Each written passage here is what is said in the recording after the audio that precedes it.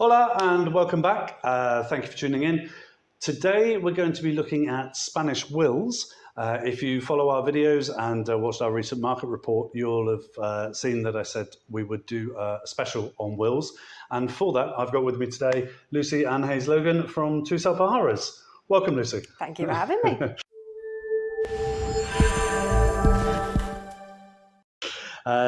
Lucy's our go-to expert for all things bureaucracy and legal when it comes to working with paperwork in Spain, which is a challenge, I can assure you.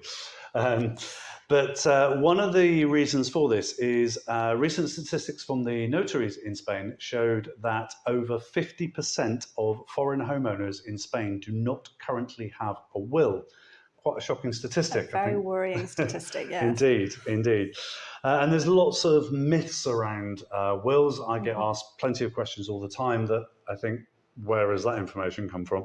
So I thought it'd be a good idea today for us to have a chat about some of those myths, dispel them, look at the facts around wills and how we can protect you guys at home and ensure that your assets go where you want to when we ultimately reach, well, let's face it, the place we're all going to get to, but we'd all like to get there as slowly as possible, but it's going to happen to us all. And make it as easy as possible for those left behind. Indeed, yes. So one of the first things, or one thing that I hear a lot about is forced inheritance or forced heirship in Spain, and that you can't dictate where your assets go to. Is that true? If you don't have a will in place in Spain, that is generally the case. Okay. However, Spanish law does have a stipulated structure of how things should be proceeded with, who should inherit what. However, it can be quite different from that in the UK. So it's always best to have a will in place to stipulate that. The second myth I hear a lot is that if I don't make a will in Spain, then the rules of my home country where I was born, the inheritance rules from that country will still apply. Sadly not. Okay.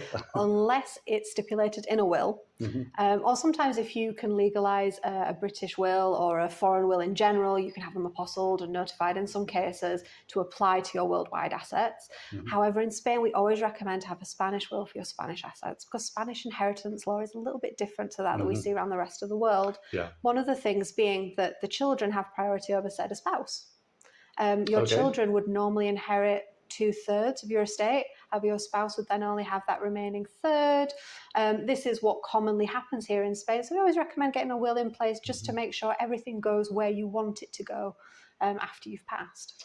Okay, so if I'm married and I pass away and I want my wife or partner to continue to have the property and live in, but I haven't made a will, potentially my children would own 2/3 of the property and it might need to be sold before. And this can be children from direct descendants. It could also be adopted children. Okay. Which can sometimes lead to some messes when people have passed without a will, for then the children also to have to prove that they're the only children and other eccentric kinds of paperwork that we see, sadly, after people have passed, where the time's already hard enough. Stressful enough. You don't need that hassle at that point. Yeah, it's best to have everything in place, clearly stipulated, and everybody knows where they stand. Great. Myth number 3 that I hear a lot is that if I make a will in Spain, I can't have a will in my home country to cover my assets there. Is that true? That's not the case, no. Okay. You can have wills specifically for your Spanish estate, and then your international estate can be covered by another will somewhere else. They won't automatically cancel out. How it is very important to check with the will that you're signing here in Spain is not for your worldwide asset, it's just for your Spanish assets.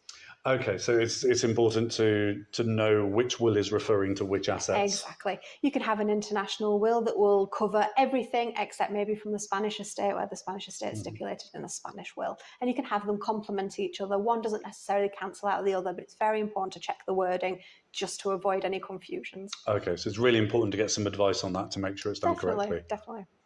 The fourth one that I certainly get or hear a lot is that because I'm not from or I'm not born in Spain or a Spanish citizen, then my inheritors don't have to pay an inheritance tax on my assets in Spain when they inherit them.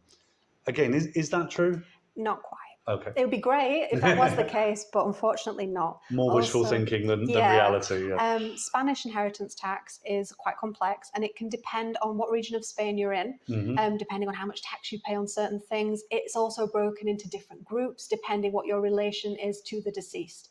So it's always important when we're looking at inheritance tax or tax in general to find a tax specialist who can advise you how best either to list these things or how best to try and reduce inheritance tax maybe for your international assets. We always recommend finding a specialist who maybe understands the tax law for all countries where you may have any estate to further advise you on something like that. Okay, so in essence, if I have family in another country, they are going to pay inheritance tax on the assets in Spain if it's not dealt with correctly beforehand. Exactly. And also, if you can speak to somebody, they can advise you how best maybe to balance your assets either here in Spain or in the other country to try and help reduce those costs. Okay, fantastic.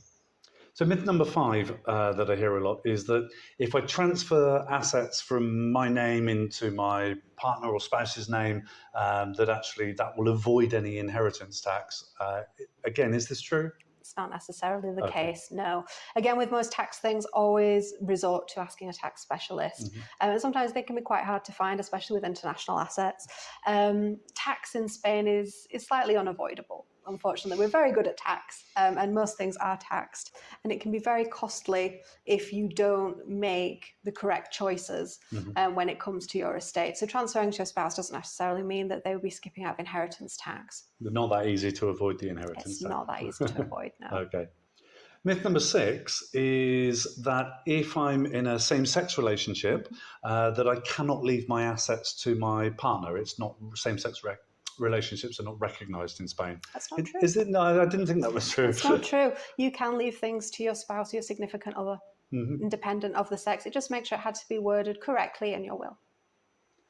So the bottom line regarding wills in Spain is that there are many myths out there, but actually it is possible to avoid many of these problems if things are done properly. Yes. What's the best course of action for someone if they're out there today, own assets in Spain, but don't have a will? The best course of action is to start planning to make a will.